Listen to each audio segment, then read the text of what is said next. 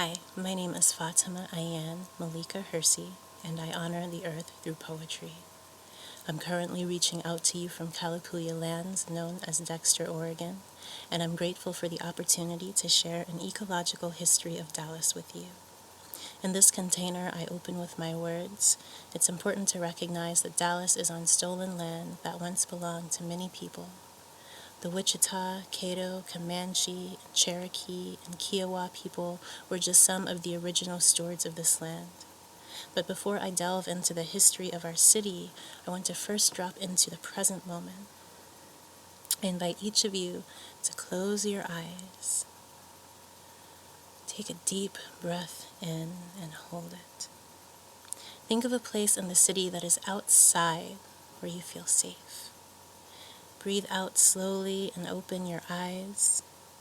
Think about why that place outside feels safe. What do you hear and see and smell? What memories do you hold of this place? And now I want you to think about what it might have been like before you existed, right? Because all the lands we know have been around far longer than our oldest ancestors.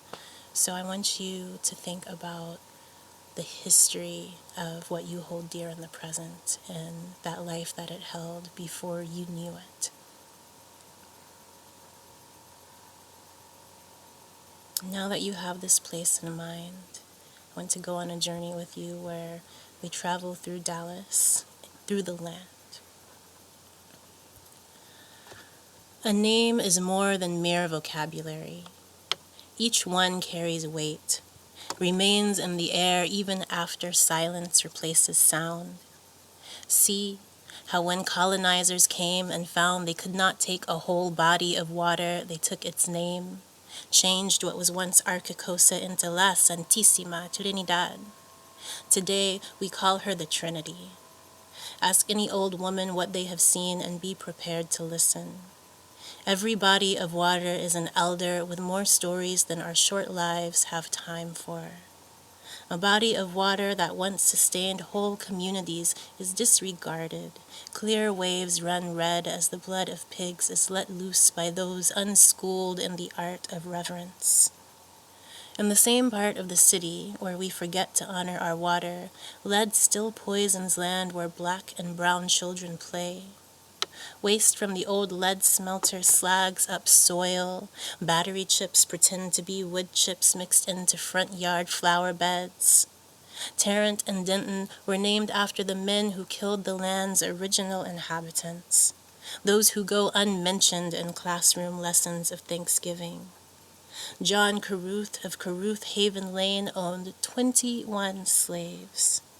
Tell me, where is the monument to Jane Elkins, the first woman killed by the state of Texas for refusing her lot as a slave?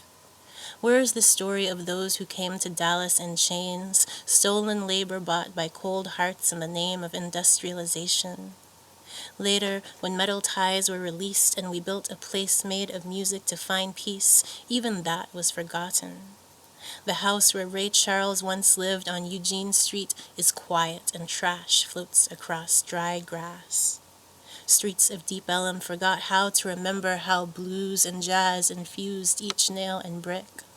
The Knights of Pythias Temple in all its finery is made to blend into the drab landscape. The site of Union bankers erased from the horizon like the history of the building itself. A center of black life is turned into a place not made for our smiles. In Joppy, we cannot drink the water from the pipe. Why is the neighborhood built by freedmen after the Civil War the part of the city where residents must implore leadership to care about clean air? We can't breathe for so many reasons. A cement plant and factories welcome children home from school, while an air monitor is strategically placed 3 miles away from contamination. The city says we have made such progress. We have an environmental and climate action plan, but it does not address the way bodies like mine are not safe in the place we call home. And so this leads me to the fight for Shingle Mountain, which is an illegal dump in South Dallas that has plagued a community for 3 years. It is as tall as the tallest buildings. It is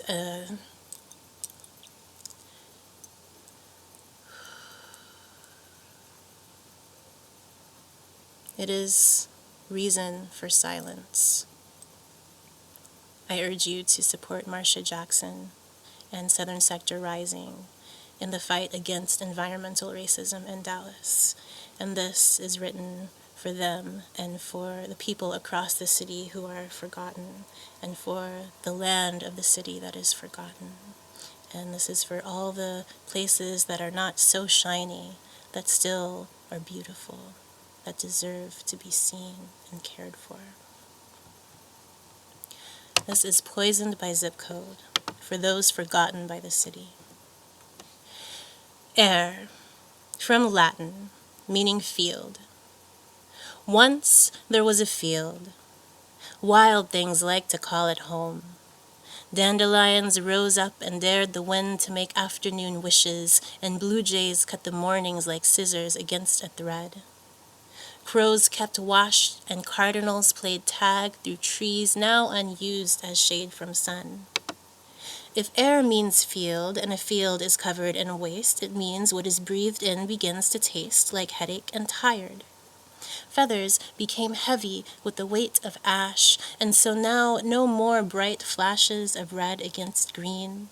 No more blue torpedoes shooting from tree to tree in song, and no more crows keeping watch across long days. Only the people remain. Some of the animals they'd give a name to even left, but not to find somewhere easier to breathe. Their bodies just became shells. And some might be sad the horses died. I ask them, those who would lament such a glorious loss of life, such majesty of muscle and mane, to consider the people trapped inside before the virus.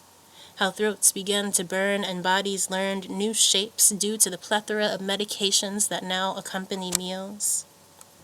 People stopped gathering for barbecue before social distancing became the law of the land. Perfumes of grilled chicken and ribs floating on the breeze were gone with the bird song. And what is summer without children playing in the street?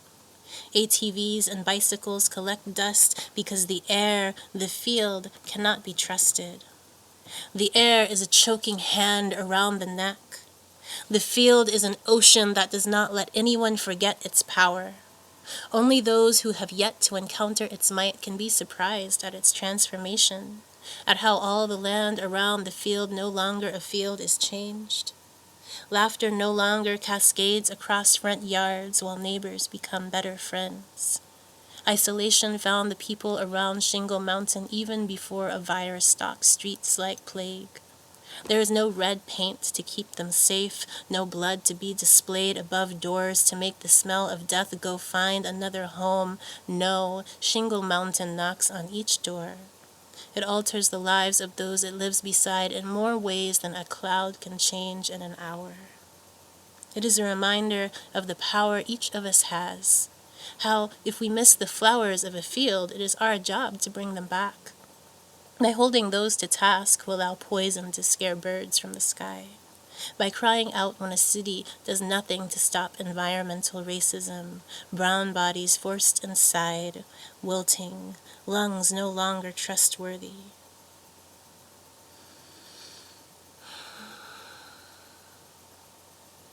Thank you so much for being with me and for witnessing a history of Dallas and the present of Dallas, and for hopefully taking part in creating a better future for Dallas.